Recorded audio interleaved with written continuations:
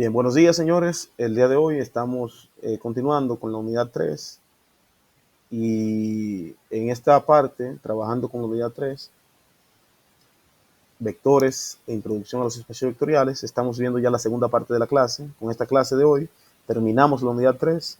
Ustedes ya quedan habilitados para entregar la práctica número 3 este fin de semana y también para hacer el cuestionario o control de lectura con su evidencia igualmente durante esta semana. Ya todo esto está disponible, abierto para que ustedes puedan hacerlo durante esta semana. Bueno, aquí continuando con la clase, hoy, la semana pasada, vimos lo último que vimos fue vector unitario en dirección de V y hoy vamos a empezar con el producto punto. Pero previo a avanzar con esta parte, en respuesta a una pregunta que nos hace uno de sus compañeros, vamos a hacer este ejercicio.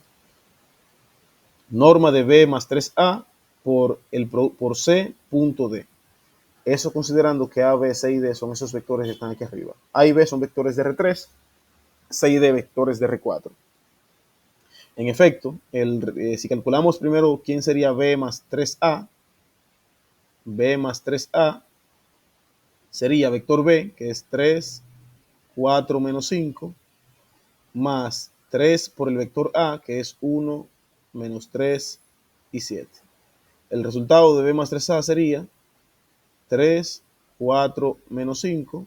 El 3 multiplica al vector A, sería entonces 3 menos 9 y 21. Hasta ahí estamos claros. Eli. Sí.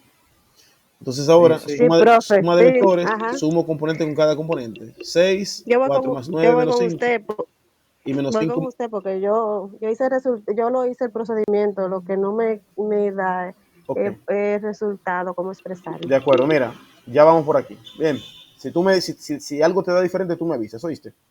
Bueno, tenemos aquí ya Ok, B más 3A, sería ese vector, 6 menos 5 y 16. Si calculamos la norma de B más 3A, que sería la norma de 6 menos 5 y 16, y esto lo voy a hacer aquí para ganar espacio, voy a calcular norma de B más 3A, que no es más que la norma del vector 6 menos 5 y 16.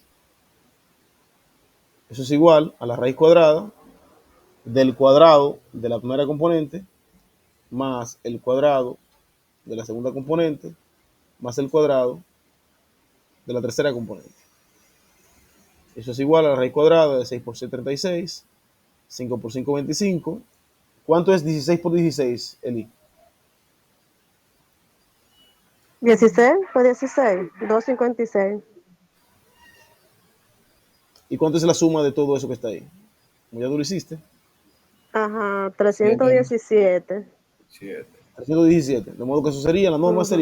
la norma sería raíz de 317. Eso lo podemos dejar expresado porque creo que no tiene raíz. Ahí, ahí está, raíz de 317. Esa es la norma de B más 3A. Ahora calculamos producto punto de C por D, que eso es lo que veremos el día de hoy. Para calcular producto punto de C por D, lo primero que voy a hacer es explicarles qué es el producto punto. El producto punto en Rn o producto escalar se le llama producto punto o producto escalar. El producto escalar entre dos vectores no es más que la suma del producto de cada respectiva componente. Primero, para multiplicar dos vectores en producto punto, los vectores tienen que ser del mismo espacio o tener la misma dimensión. Si son de R3, ambos de R3. Si son de R4, ambos de R4. Y yo simplemente multiplico cada respectiva componente. Componente 1 con componente 1, U1 por V1, más componente 2 por componente 2, U2 por V2, más componente 3 por componente 3, así sucesivamente. En otras palabras, el producto punto es la suma de los productos de cada componente respectiva. ¿Se entendió? Entonces, Sí. si el ejercicio me pide producto punto de C por D, lo voy a hacer aquí arriba en este espacio, C punto D. C punto D no es más vector C, 1, menos 2, 3, menos 4,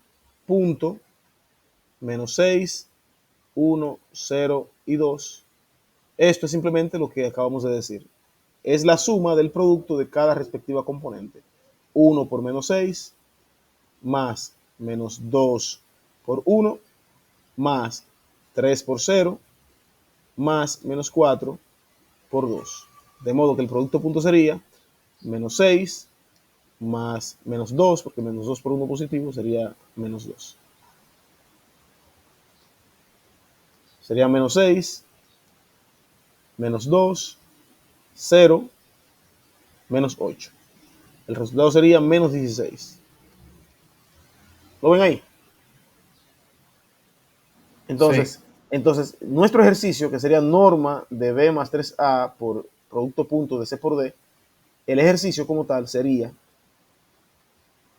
bien, estoy partiendo de ejercicio, el ejercicio sería norma de B más 3A, que eso dio raíz de 317, por el producto punto de C por D, que da menos 16.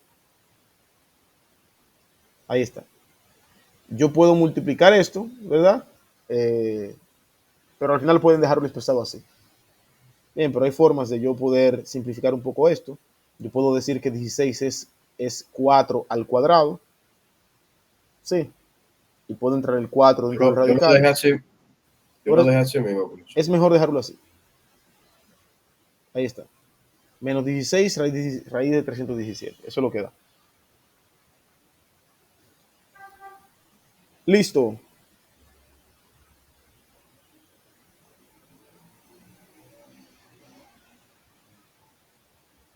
Ok, Eli dice que está bien entonces. Bueno, entonces duda despejada, Eli, y gracias por el ejercicio, ya que me sirvió ahí para poder introducir lo que es el producto punto. Bien, Ok, profe. entonces al producto punto se le llama producto escalar porque el resultado de un producto punto no es un vector, sino un escalar. Ustedes vieron que cuando multiplicamos estos dos vectores aquí, lo que nos dio fue un escalar, nos dio un número, no un vector. Listo. Aquí hay un ejemplo, ¿verdad? Del producto punto de esos dos vectores, que creo que es el mismo que está aquí arriba. Bueno, no es el mismo, pero bueno. Aquí se ve un ejemplo de producto punto. Y aquí tenemos las propiedades del producto punto. Bien, del producto punto.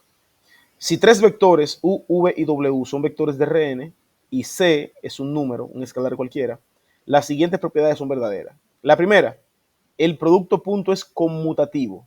Bien, eso es lo que significa eso. Producto punto de U por V es igual a producto punto de V por U. En otras palabras, el producto punto es conmutativo.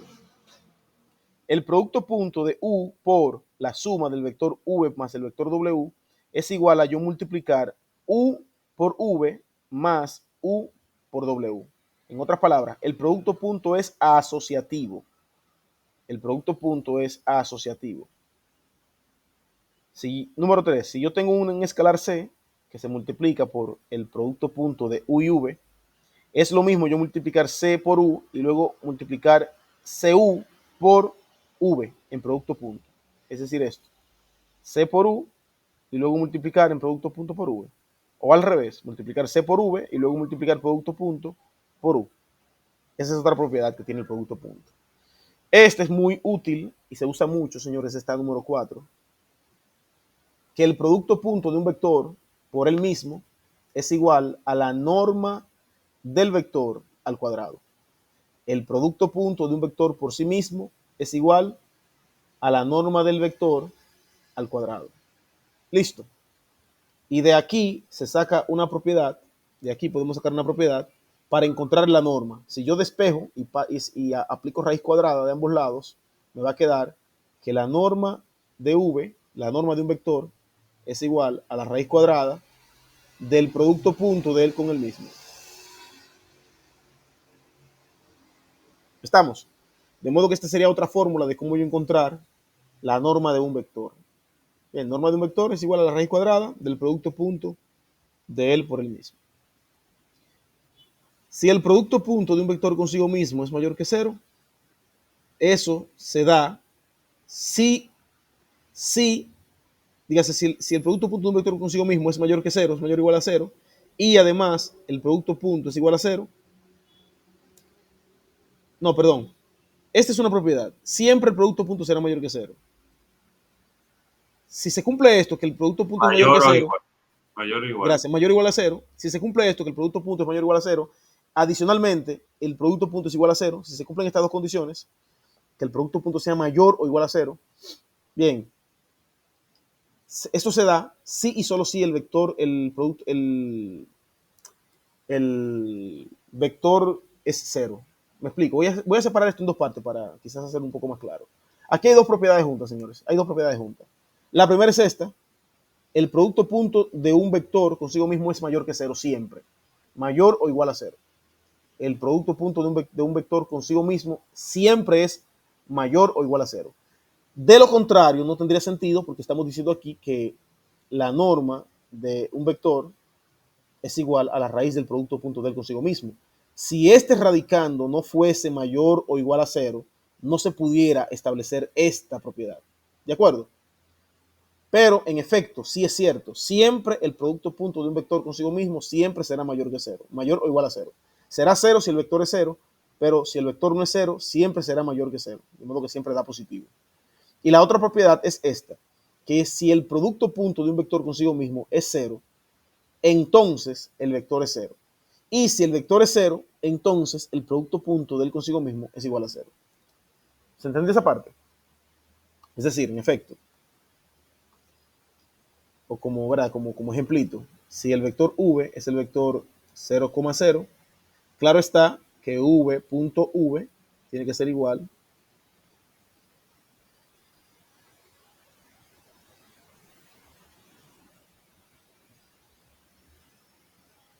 a 0. Eso es lo que está planteando aquí. Si el vector es 0, el producto punto es 0. Y de manera inversa, si el producto punto dio 0, tiene que ser porque el vector es 0. Y cualquier vector diferente de 0, su producto punto siempre será mayor, positivo, mayor que 0. De ahí viene la propiedad de que la norma de un vector es igual a la raíz del producto punto por sí mismo. Veamos, por ejemplo, este caso. Por decir algo, si tomamos un vector cualquiera, vamos a tomar este vector que está aquí arriba. Supongan ustedes que el vector v es el vector 1,2. Bien, la norma de v por la fórmula es raíz cuadrada de 1 al cuadrado más 2 al cuadrado. Listo. Y eso da 1 más 4, eso da 5, da raíz de 5. ¿Cierto? Ahora la norma de v, raíz de 5, también es igual a la norma del producto punto de v con v. Si yo calculo el producto punto de v con v, me va a dar 1,2 punto 1,2. Eso va a dar 1 por 1, 1 y 2 por 2, 4. 1 más 4, 5. ¿Cierto? ¿Cierto, señores? Sí, sí. Entonces, norma de v, utilizando producto punto, me dice que es la raíz de v.v. De modo que me va a quedar raíz de 5. ¿Lo ven? Da igual.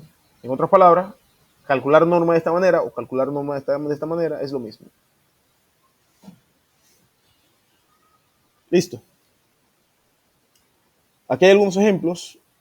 Si me dan el vector u, que es 1 menos 2, v menos 5, 2 y w 4 menos 3, me piden hallar estos cálculos. Bueno, u.v, aquí está. 1 por menos 5 más menos 2 por 2. 1 por menos 5 más menos 2 por 2, eso da menos 9. U más v por w, bueno, u más v. ¿Qué pasó aquí? Aquí hay un problema, hay un error. Bien. Aquí hay un error. Pareciera, señores, que esto es u.v. ¿Vieron? Aquí el ejercicio sería u.v. ¿De acuerdo? U.v por w. Ahora sí. U.v, ¿cuánto vale? Menos 9. U.v menos 9 por el vector w. Menos 9 por el vector w sería menos 9 por 4, que da menos 36, y menos 9 por 3, que da 27 positivo. Ahí está. Se multiplica el escalar por cada componente del vector. U.4 por v ahí lo que hicieron fue, se puede hacer de cualquier manera. Tú puedes multiplicar el 4 por V y luego calcular el producto punto con U, utilizando esta propiedad, ¿verdad? Tú puedes sacar ese factor común afuera y decir que eso es igual a 4 por el producto punto de U y V. Ahí está. De 4 por el producto punto de V, U y V da menos 9, 4 por menos 9, menos 36. Bien, que era lo mismo usted, digamos, calcular esto y luego calcular producto punto con U. Pero como ya sabemos cuánto es U por V, es más fácil aquí aplicar la propiedad, sacar ese 4, es decir, que eso es 4 por U punto V, y como ya conozco quién es U punto V, que da menos 9, sería 4 por menos 9, menos 36. Aquí igual como vimos ahorita, ¿verdad? Norma de W al cuadrado es W punto W, y W punto W sería ¿quién? 4 por 4 más menos 3 por menos 3.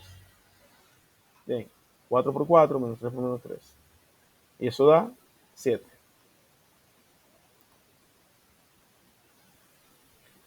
Listo, señores.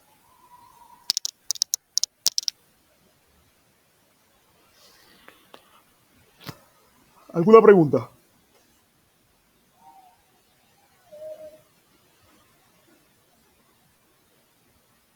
Bueno, esto es bien básico. Aquí igualmente está esta otra operación, ¿verdad? U por V menos 3W, que al final aquí, digamos, está desarrollada. Ahí no hay que dedicarse mucho. Si no entienden algo, me dicen. Voy a avanzar para llegar a la parte quizás un poco más, que requiere un poco más de explicación, ya que todo esto se ve que es un poco trivial. ¿De acuerdo? ¿Estamos, señores? Sí. Sí. Perfecto. Perfecto. Bueno, aquí hay un ejercicio. Ustedes pudieron este ejercicio realizarlo. Miren qué ejercicio más interesante.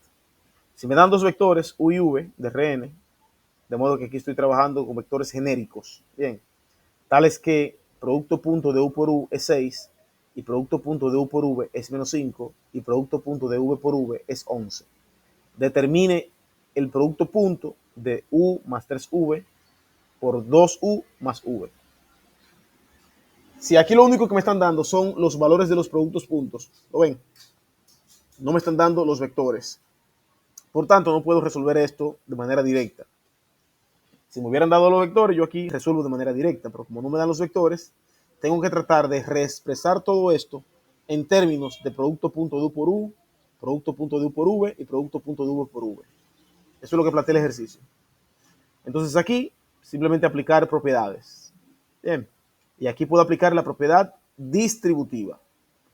U más 3V, producto punto 2U más V, aplico propiedad distributiva. Eso es U punto con este vector de aquí atrás más 3V punto con este vector de aquí atrás. Sería U punto 2U más V, U punto 2U más V, más 3V punto 2U más V.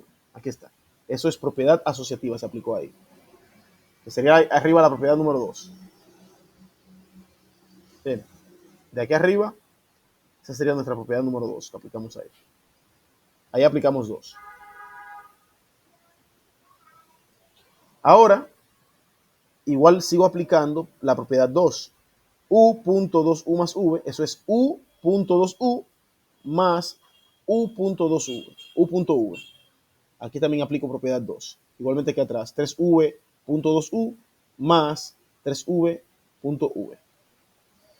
Ahora, aquí entre U punto 2U, aquí aplico la propiedad número 3. Recuerden que es la propiedad del escalar. Bien, que yo un escalar que tengo aquí puedo sacarlo. Aquí arriba. Un escalar que tengo aquí en el medio puedo sacarlo adelante. Y yo puedo decir entonces, propiedad 3,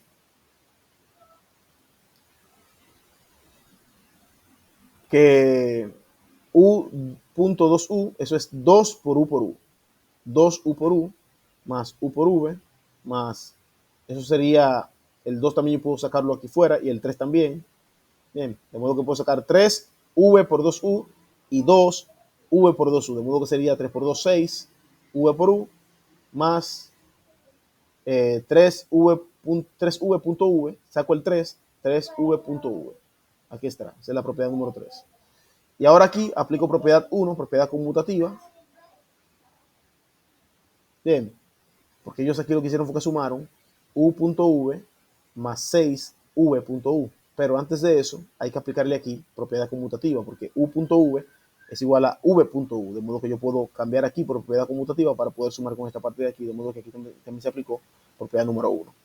Y tengo entonces 2u por u más u.v más 6u.v, sería 7u.v, más 3v.v. Ya como sé quién es u.u, sé quién es u.v y sé quién es v.v, sustituyo y aquí termino y me da 10. ¿De acuerdo, señores? Simplemente un ejercicio ahí donde se muestran cómo aplicar las propiedades que hemos visto recientemente. Bien, no es algo del otro mundo. ¿Ok? ¿De acuerdo, señores? Sí, pero Bien. El ángulo entre dos vectores en Rn. Y para esto lo voy a explicar con una gráfica, porque aquí no la ponen. Pero miren algo. Si yo tengo dos vectores,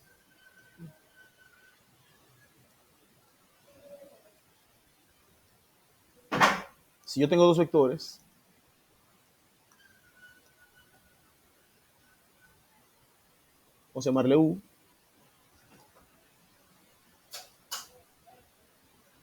y al otro vamos a llamarle V.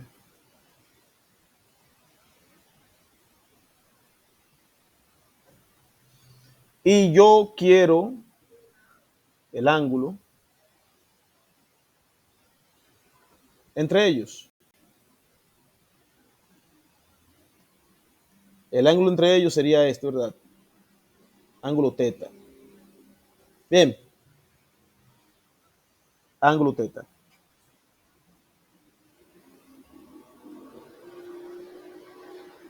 Listo. Y realmente para explicar esto,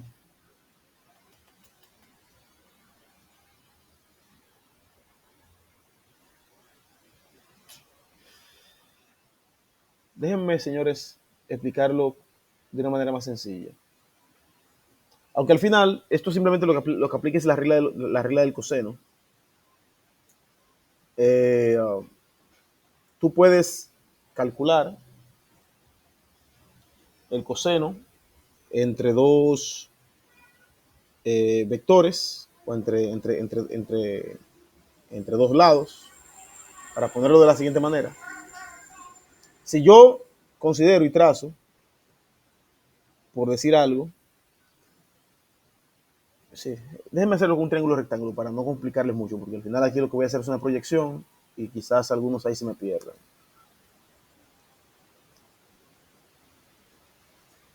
Lo voy a dejar aquí y voy a trabajar un gráfico nuevo aquí arriba. Supongan ustedes que yo tengo dos vectores. Bien, un vector V es este horizontal. Bien. Y un vector U. Sí. U y U. Y aquí tengo el ángulo entre ellos. Le voy a llamar teta.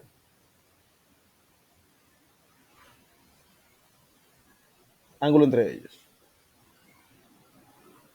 Bien. Si consideramos, señores, ¿verdad? La proyección del vector U sobre el vector V. Bien. En otras palabras, el triángulo rectángulo que se forma de U hacia V, si consideramos ese triángulo rectángulo, ¿me siguen? sí. Sí. Si consideramos ese triángulo rectángulo, ustedes saben que aquí, el tamaño de esto aquí, ¿verdad? El tamaño de ese vector, eso es norma de U. ¿Cierto? Eso es norma de U, el tamaño de ese vector. Y el tamaño del vector de abajo es norma de V. Pero yo no quiero la norma de V. Yo lo que quiero saber, por decir algo, ¿verdad? ¿Cuánto sería este lado? Supongamos que este lado vamos a llamarle A. Lado A. lado A. Utilizando, ¿verdad?, la propiedad, la relación entre los catetos de un triángulo rectángulo. Dijimos que aquí que este triángulo es un triángulo rectángulo. Yo puedo decir que el coseno de teta es igual al cateto adyacente, que sería A, sobre la hipotenusa, que sería norma de U. ¿Está claro eso, señores?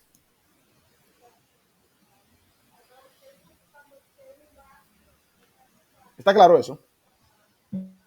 Sí. Sí. Entonces, ¿qué tengo aquí? Despejando de aquí, puedo decir que A es igual a la norma de U por el coseno de teta. De modo que este lado del triángulo es igual a norma de U por el coseno de teta. Listo, hasta ahí. Ok.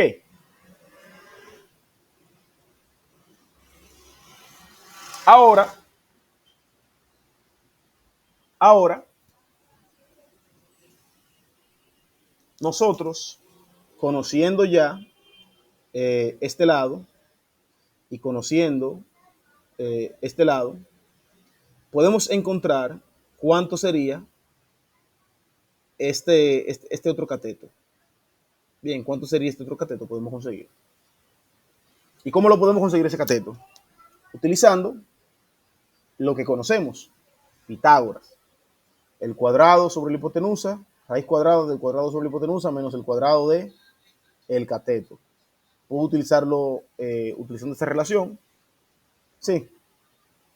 Yo puedo decir entonces que este lado, llamémosle B, es igual a raíz cuadrada de el cuadrado de la hipotenusa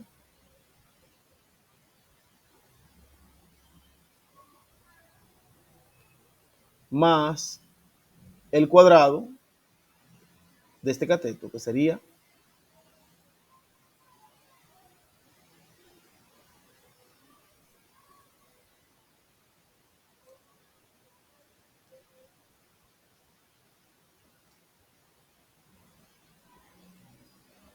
bien. Hasta ahí, señores. ¿Está claro hasta ahí? De aquí yo puedo sacar ese coseno. Recuerden que está Sí. al cuadrado también. Bien, el coseno está al cuadrado. De aquí yo puedo sacar, factorizar adentro y decir que eso es norma de U al cuadrado por 1 más coseno cuadrado de teta. Saco raíz cuadrada de la norma de U, me va a quedar norma de U por la raíz cuadrada de 1 más coseno al cuadrado de teta. Bien.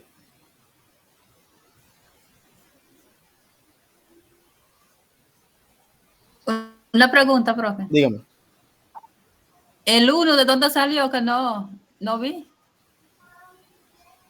De una factorización, yo lo que estoy factorizando, tomando factor común, norma de U al cuadrado en ambos lados. Si tomo norma de U al cuadrado en ambos lados como factor común, me va a quedar norma de U cuadrado entre norma de U cuadrado, 1.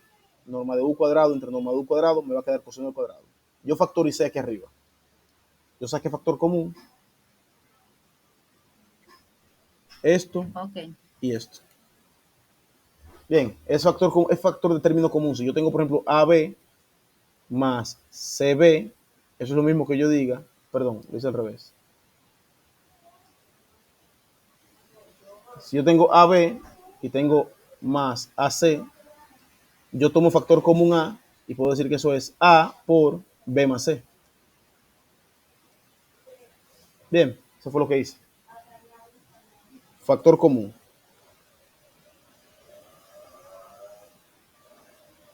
Listo. Espérate. O sea, vamos a analizar sobre el 1, que ya tienes razón. Ajá. En el factor común, ok, sí. Sí, lo que pasa es Déjame que analizar. lo que está multiplicado por el norma de U al cuadrado es 1. Por eso es que queda el 1. No queda el B, sino queda el Ya, 1. sí, sí, sí. ¿Lo Eso es viste? que no desayunaba. Sí, sí, ya le llegué. Ok, Sí. perfecto. Perfecto. Entonces, señores, ojo, y al final esto aquí lo estoy haciendo de esta manera, pero al final hay una manera más sencilla que es con la ley del coseno. Pero vamos a darle por aquí. Entonces, se fijan, tengo aquí ya a U, norma de U, y esta parte de acá. Bien. Entonces, yo también podría, de esta manera, señores, porque ya yo tengo aquí una relación sobre cuánto es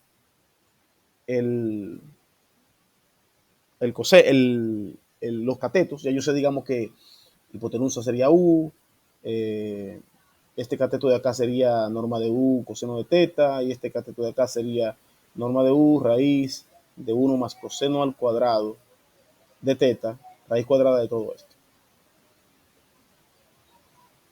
Bien, o signo positivo. Entonces, con esta parte, si yo al final calculo coseno, el coseno me queda claro, ¿verdad? Que me va a dar esta relación, guarda la relación entre seno y coseno. Ahora, eso es en sentido general, en sentido, digamos, de un triángulo rectángulo. Si yo me voy, por ejemplo, a la relación que hay, utilizando la ley de los cosenos, cuando tú vas a buscar el coseno de un ángulo, utilizando los lados de ese coseno, y me explico, si yo aquí abajo aplico regla de los cosenos, ustedes saben que la regla de los cosenos establece lo siguiente, y dice, la regla de los cosenos establece lo siguiente, en este caso, por ejemplo, si yo quiero encontrar el coseno de ese ángulo, bien, la regla me establece lo siguiente y me dice, suponiendo, ¿verdad? Aquí estamos claros que este lado, si este es un triángulo, ¿verdad? Si completamos el triángulo, este lado sería norma de U, este lado sería norma de V.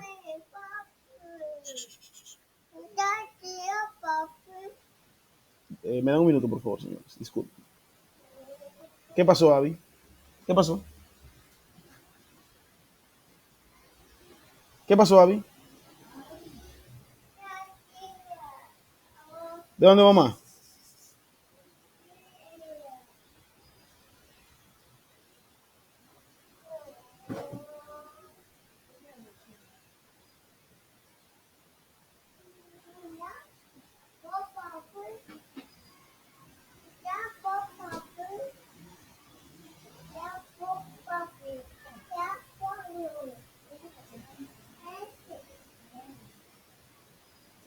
Abby fue a esa cosa.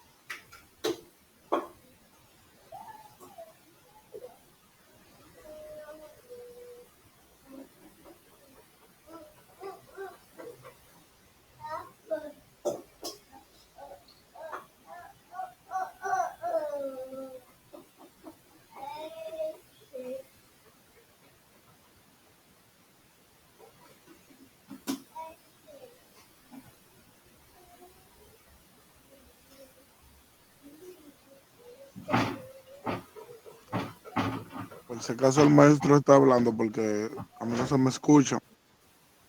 No, él se excusó, anda por ahí. ¿Cómo a ustedes les fue en el examen más o menos? Porque a mí me salieron 3 preguntas malas y por eso me pusieron 65.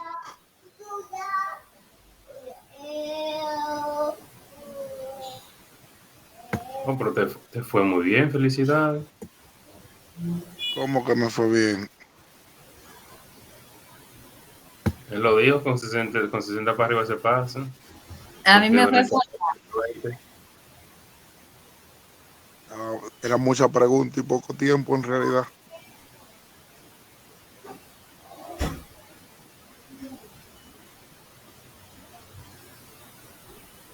Así es. Pero quizás sea como él dice el profesor, pues de agilidad fue.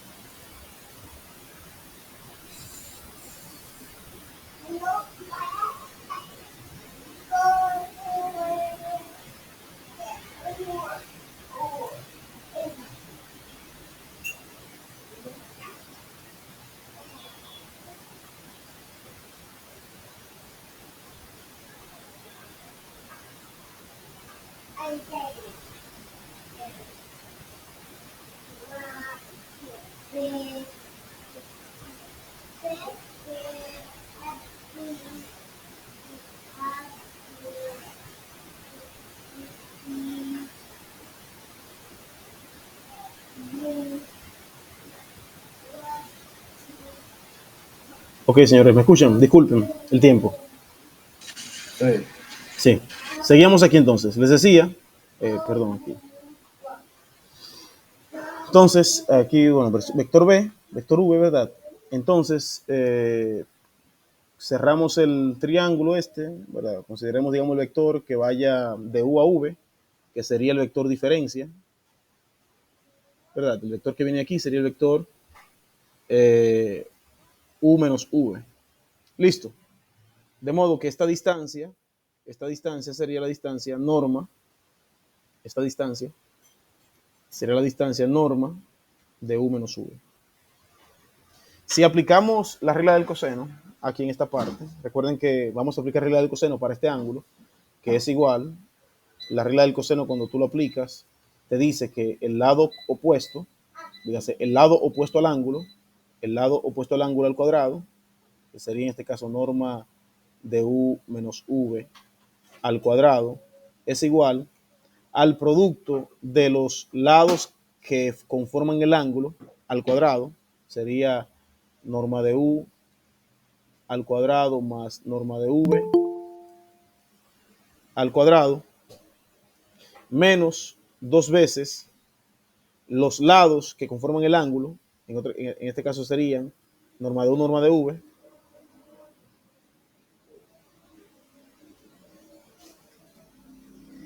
por el coseno del ángulo. Eso es lo que plantea la regla del coseno. El coseno es como determinando el coseno de un ángulo a partir de los lados de un triángulo, no necesariamente rectángulo, de modo que ese es el caso general.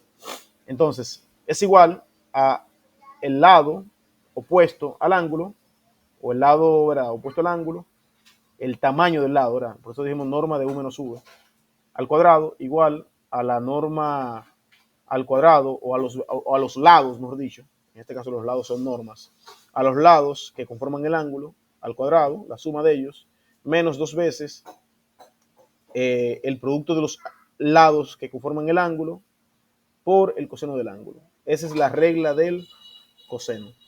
De esta regla, señores, de esta regla es que se deduce lo que ustedes pueden ver aquí. Bien, lo que podemos ver aquí se deduce de esta regla, de la regla del coseno, aplicando las propiedades de norma que ustedes conocen. Bien, aplicando propiedades de norma que ustedes conocen. ¿De qué manera? Bueno, norma de u menos v al cuadrado igual a norma de u cuadrado más norma de v cuadrado. Ustedes, conociendo, ¿dónde está la regla de la norma? Conociendo que la norma de un vector es igual a, o la norma al cuadrado de un vector es igual al vector por el mismo, producto punto, norma de un vector al cuadrado es igual a el producto punto de él por el mismo. Aquí sería que eso es igual a producto punto de u por u más producto punto de v por v. Sí, y aquí producto punto de u menos v punto u menos v. Es decir, señores, aquí ahora ustedes lo que tienen que trabajar, esto aquí sería un poco trabajoso, porque esto aquí lo que te está diciendo que es igual a u menos v punto u menos v. Listo. Eso es norma de u menos v al cuadrado. Igual norma de u al cuadrado, que sería u punto u más v punto v. Listo. Listo, señores. Menos 2 norma de u, norma de v por el coseno de teta.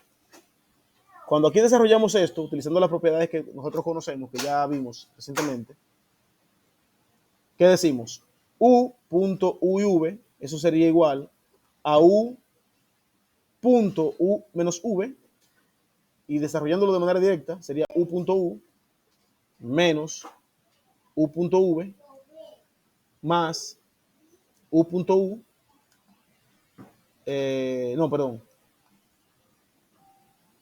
B punto U. Correcto. Menos v punto u. Es negativo.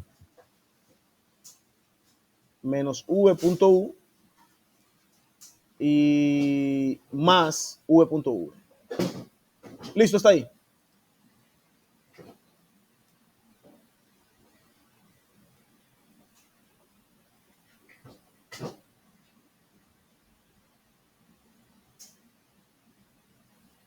Hasta ahí estamos claros. Entonces, si se fijan, señores, epa.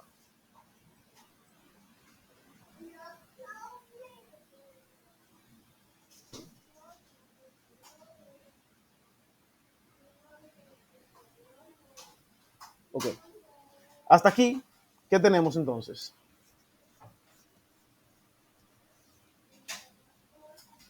Hasta aquí, ¿qué tenemos entonces? Que u punto u y v punto v se cancelan de ambos lados. ¿Lo ven? Ese u punto u se cancela con ese u punto u, ya que cuando lo pase para allá se va a restar. ¿Se entiende? Y ese v punto v se va a cancelar con este cuando yo lo pase restando. ¿Se entendió hasta ahí? ¿Me siguen? Me va a quedar menos 2 u punto v menos u punto v menos u punto v me va a dar menos 2 u punto v igual a menos 2 norma de U por norma de V por el coseno de teta. Si yo de aquí despejo, voy a pasar dividiendo todo esto, lo voy a pasar dividiendo para el otro lado.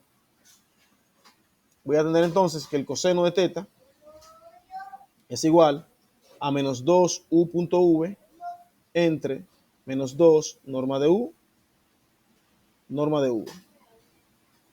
Listo.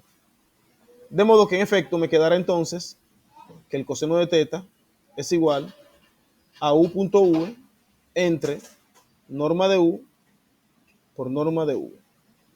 Ahí está. Esa es la demostración. Coseno de teta es igual a U.V entre norma de U, norma de V. ¿Se entendió esto, señores?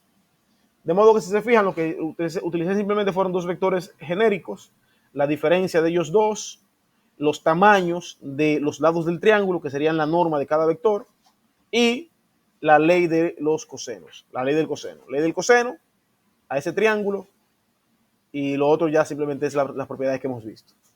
Y ahí está, coseno del ángulo entre dos vectores es igual al producto de escalar entre ellos, entre las normas de ellos. Listo, preguntas hasta ahí. ¿Se entendió eso, señores? Sí, profe. Bien. Alguien me está pidiendo como que le deje entrar. Déjame ver qué pasa aquí.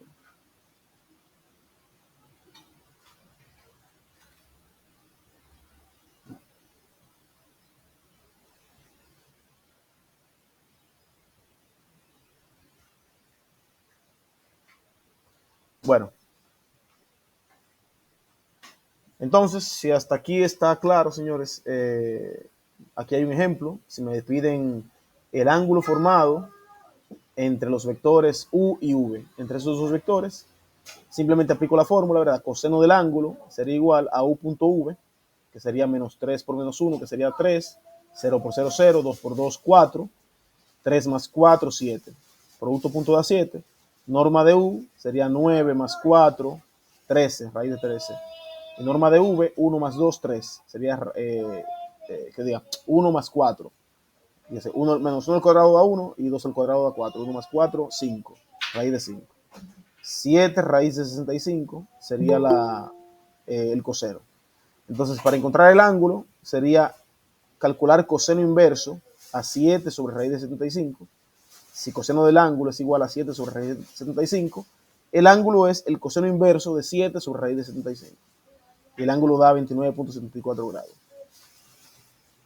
¿Estamos?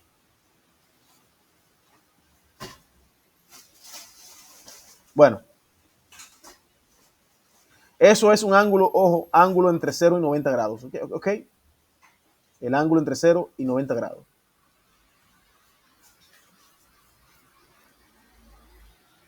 Bien.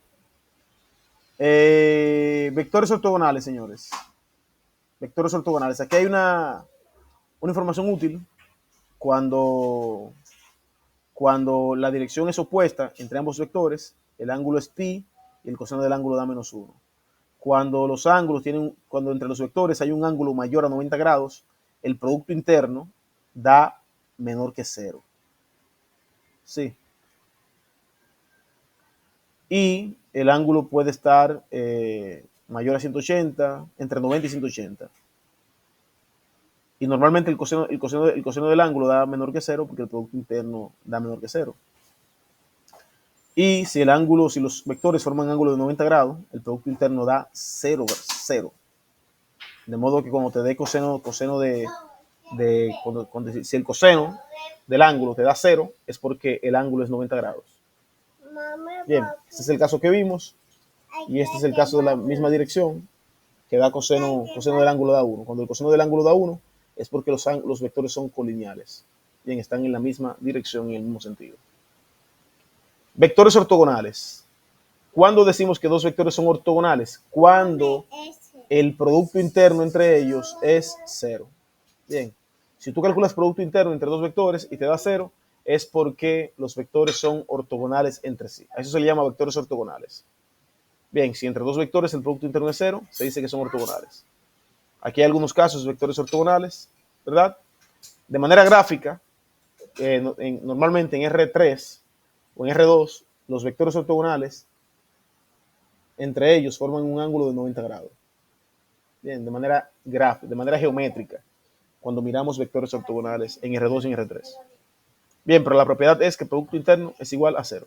Tal es el caso de ese vector, el vector 1,0,0 y el vector 0,0,1, que son vectores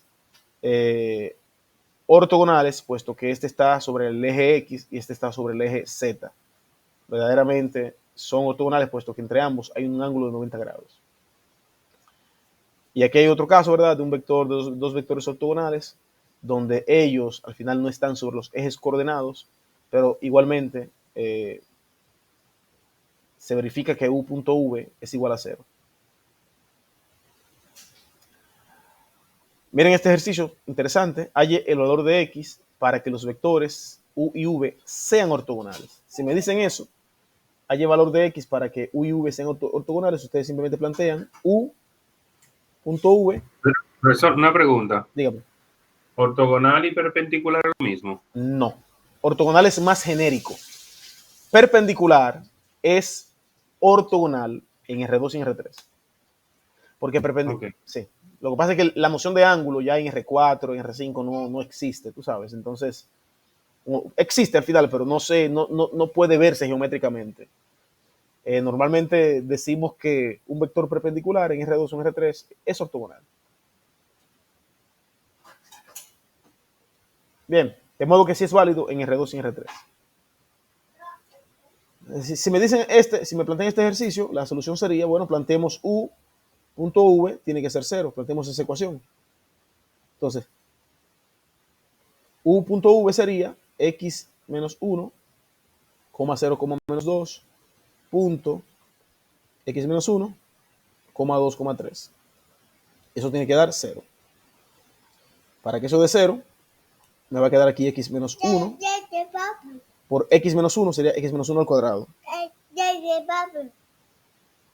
Más 0 por 2, que sería 0. Más menos 2 por 3, que sería menos 6. Y eso tiene que ser igual a 0, ¿cierto? Y aquí ya me queda una ecuación de segundo grado, señores, que hay que resolver. Eso sería x cuadrado a menos 2x más 1 menos 6 igual a 0. Una ecuación de segundo grado. Resolviéndola, les da lo deseado. Bien, o simplemente, en lugar de trabajar una ecuación de segundo grado, ustedes también pudieron, desde aquí, para simplificar las cosas y no irnos por allá, yo pude haber dicho, eso es, paso el 6 sumando para el otro lado, me va a quedar x menos 1 al cuadrado igual a 6 positivo. Despejando de aquí, sacando raíz cuadrada, me va a quedar x menos 1 igual a más o menos raíz de 6. Sí, de modo que finalmente x es igual a 1 más o menos raíz de 6. Y esa es la solución.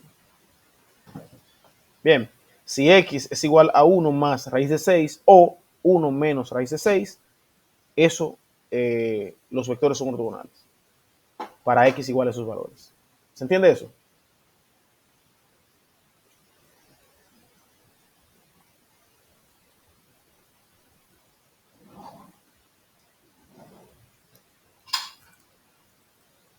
¿Se entiende eso, señores?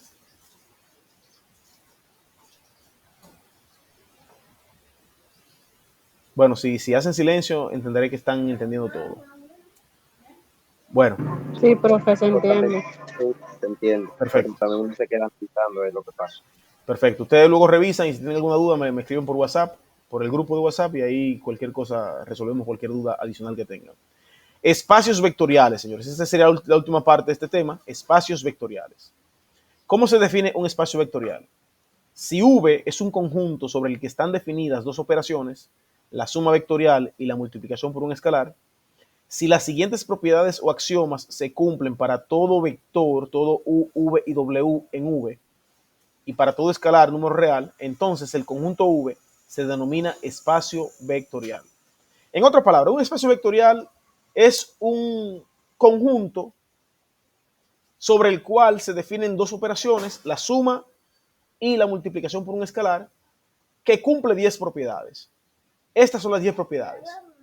Las propiedades de cerradura, que son estas, que la suma de dos elementos del espacio está en el espacio. Me explico. ¿Por qué R2 es un espacio vectorial? Porque si yo sumo cualquiera dos vectores de R2, si yo sumo cualquiera dos vectores de R2, ¿qué me va a dar? 1 más 2, 3, y 2 más 3, 5. Yo estoy sumando, este vector, ¿dónde está? En R2, ¿cierto? ¿Y este vector? ¿A dónde pertenece? A R2. Si yo sumo dos vectores de R2, ¿qué vector me da? Un vector también de R2. R2, profe. A eso se le llama propiedad de cerradura. Que cuando yo sumo dos vectores del espacio, me da otro vector del espacio. Esa es la primera propiedad. La segunda es la misma, parecida. Si yo multiplico un escalar por un vector del espacio, tiene que darme otro vector del espacio. En efecto, si yo multiplico 3 por 1,2, el vector será 3,6. ¿Y dónde está 3,6? En R2. En R2. Por tanto, también esta propiedad se cumple en R2. R2 es un espacio vectorial. R2 es un espacio vectorial. Aquí vemos que la propiedad 1 se cumple, la propiedad 2 también se cumple en casos particulares. Claro, no estoy haciendo una demostración formal, simplemente estoy mostrando con casos, con ejemplos, que la propiedad se cumple en casos particulares. Pero eso se demuestra para todo, para cualquier vector de R2. No hay problemas para eso. Axiomas de adición, es decir, que se cumpla la propiedad conmutativa, que un vector U más un vector V sea igual al vector V más el vector U. La propiedad asociativa se cumpla. Se tiene que cumplir la propiedad de que debe existir un vector 0. ¿Cuál sería el vector 0 en R2?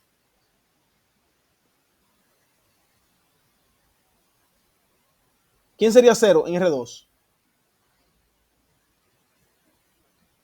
¿Quién sería?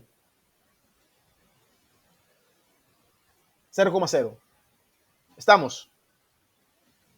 Porque es un vector que sumado con cualquier otro vector te da el vector U original. ¿Se entiende? Para cada vector existe un opuesto, eso también se cumple en R2, ya que si tenemos el vector 1,2, existe el vector menos 1, menos 2, tal que la suma de 1 más menos 1 da 0 y 2 menos 2 da 0, tal que la suma de ellos te da el vector nulo. ¿Se entiende? ¿Se entiende, señores? Da igual al vector 0. Correcto. La suma de algo, no importa. Exacto. La suma de un vector y su opuesto da 0. Siempre. Entonces, lo que plantea esta propiedad es que para todo vector en R2 siempre existe un vector opuesto. Para todo vector existe un vector opuesto. Si el espacio cumple esa propiedad, se dice que es un espacio vectorial. Y aquí yo estoy poniendo casos de R2, porque R2 es un espacio vectorial. R2 cumple todas esas propiedades. Pero cualquier espacio que cumpla con esas 10 propiedades se le llama espacio vectorial. Por ejemplo, esta propiedad, que es la propiedad distributiva de producto por un escalar, todas esas propiedades también son propiedades de R de un espacio vectorial.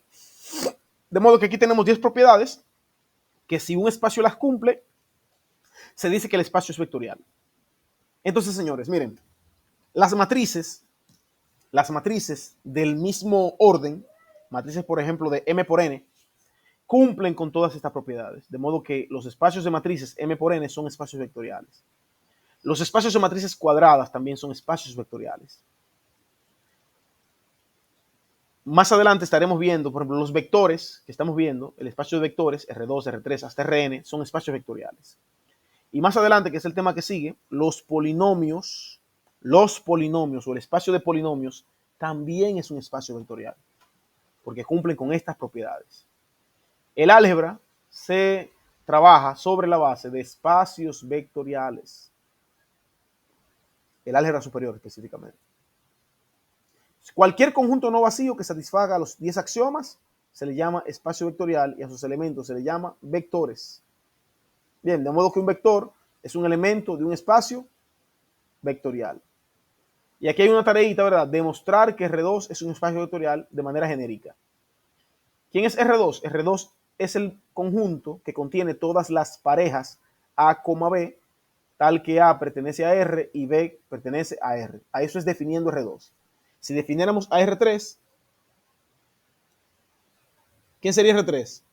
Sería el espacio de todas, Conjunto de fracciones ordenadas de números reales. sí, de todas las ternas ABC, dígase de todos los elementos de ese tipo, ABC, tal que A pertenezca a R, B pertenezca a R, perdón, y C también pertenezca a R. Entonces, si en R2 los vectores son de la forma A, B, para demostrar lo que se hace es que se utilizan vectores genéricos. Si decimos que U es un vector componente U1, componente U2, V es otro vector componente V1, componente V2 y W es un vector componente W1, componente W2. Esto puede ser 1,2, esto puede ser 3,4, esto puede ser 5,6. Vectores genéricos de R2 y sean C y D escalares. Probemos que U más V está en V, en el espacio vectorial.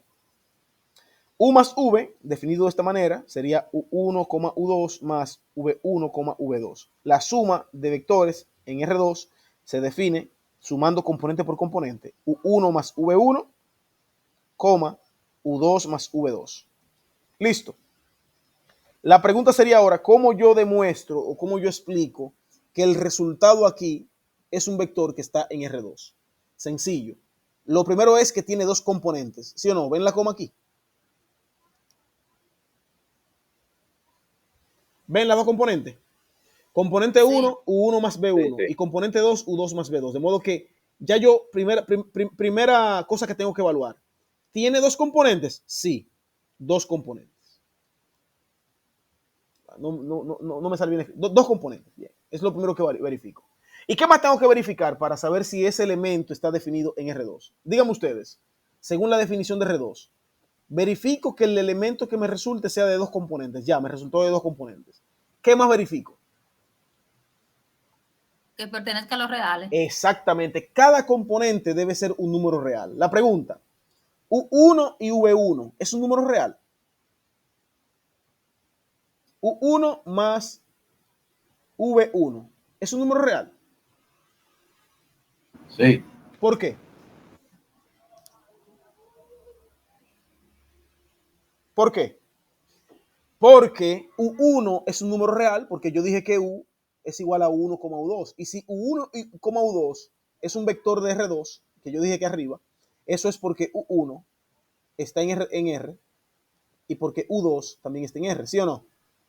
También V1 es un número real y V2 también es un número real. Eso fue lo que yo asumí al principio, ¿sí o no, señores? De lo contrario, no fueran elementos de R2. Si ellos son elementos de R2 es porque U1 y U2 son números reales. Entonces, si U1 es un número real y V1 es un número real, la suma de números reales, ¿qué te da? Otro número real. Otro real. Entonces, como la suma de dos números reales es otro número real, entonces U1 y V1 es un número real. Lo mismo pasa con V1 y con U1, V1 y V2. También son, que con U2 y V2, también el resultado es otro número real. Por tanto, este vector que está aquí está en R2, puesto que es de dos componentes y puesto que cada componente es un número real. ¿Se entendió? Sí. C por U está en V. Verifiquemos. C por U1, U2. Eso da C por U1, C por U2. Pregunta, ¿está en R2?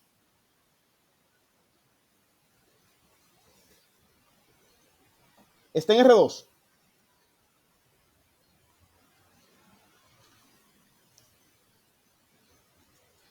El mismo análisis, señores. ¿Tiene dos componentes? Sí, profesor, tiene dos. Sí. Siguiente. ¿Las componentes son números reales?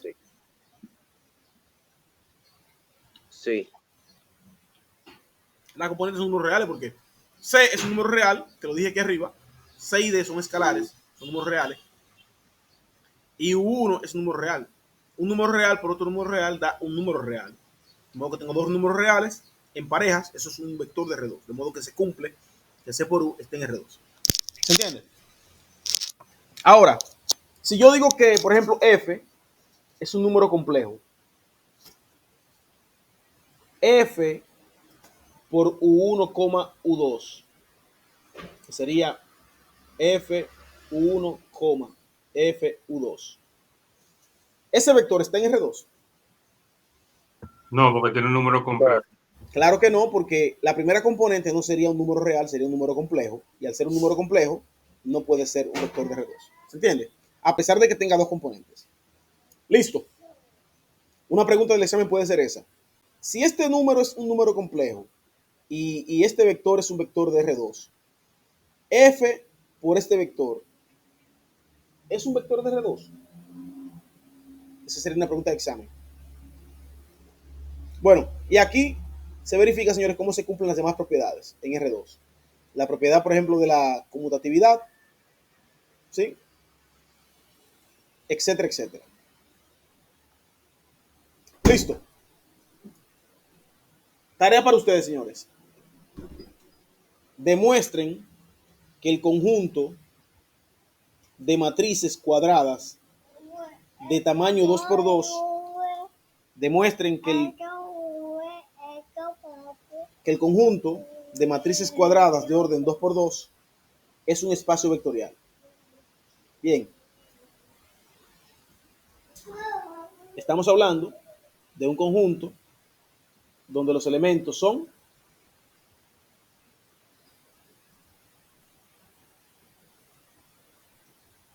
de esta manera.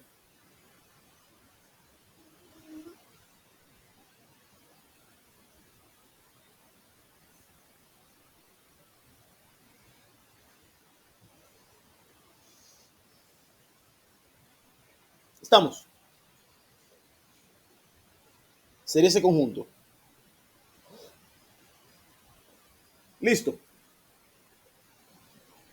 Sí. Para lo cual ustedes tienen que decir sean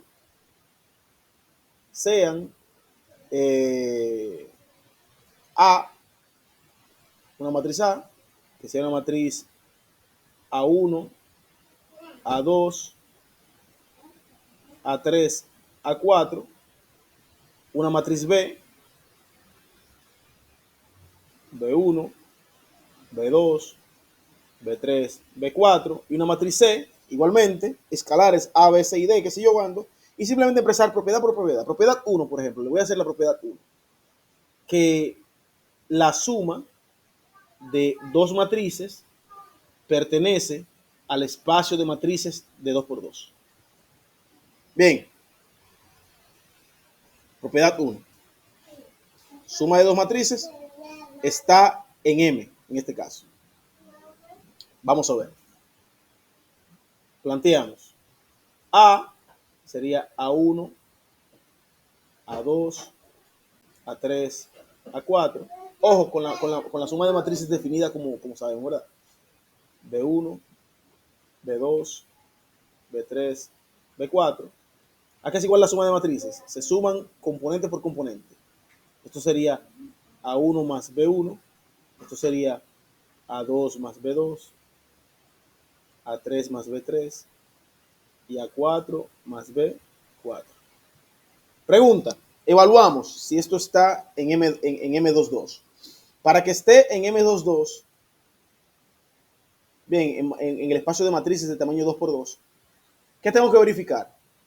Que tenga 4 elementos, ¿cierto? 2 filas y 2 columnas. Esta matriz resultante tiene 2 filas y 2 columnas. Es de 2x2 la matriz resultante. Claro. Sí, entonces, Sí. primera verificación. ¿Es 2x2? Sí. Sí, Segunda porque resultaba así. ¿Qué más tengo que verificar? Aparte de eso. Aparte de que sea de la forma 2x2.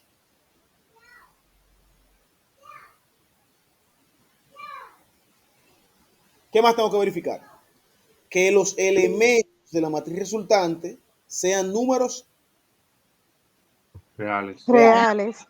A1 más B1 es un número real. Sí, ¿Por qué? Sí. ¿Por qué? porque no tiene la parte compleja. No No, tiene no, ninguna parte compleja. Profe, no. Porque ya usted lo definió arriba, que son números reales. Porque yo definí aquí arriba, que A y B están en M22. Por tanto, si A y B están en M22, eso es porque A1 es real y B1 también es real. Bro, digamos que usted quiere la explicación larga. Y la suma de números reales es un número real. No, esa no es la explicación larga, esa es la explicación. Porque por donde tú te estabas yendo, por ahí no cuadra, porque tú lo que me estás dando es un caso particular.